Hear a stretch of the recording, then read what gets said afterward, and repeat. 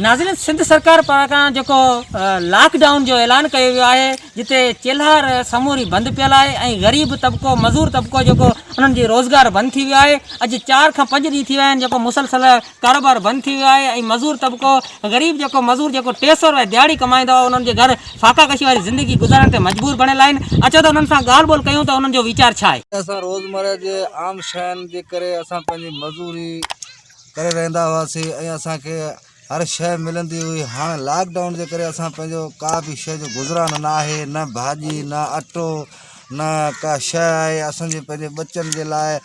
का बि शइ असांखे नथी मिले ऐं शहर बाज़ारूं बंदि, उन्हनि में रोज़गार असांजो बंदि, असांखे का बि शइ नथी मिले।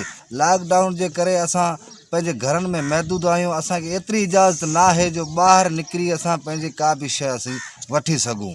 लॉकडाउन करण जे वजह सां असां घर छॾे ॿाहिरि नथा निकिरी सघूं। असां अपील था करियूं त असांखे राशन ॾिनो वञे 10 ॾींहं 15 ॾींहं महीने जो जेतिरो पहुची सघे सरकार सिंध सरकार खां अपील था करियूं त असांखे ॾिनो वञे ऐं असां फाका कशी जी ज़िंदगी खां आज़ादु थी वञूं।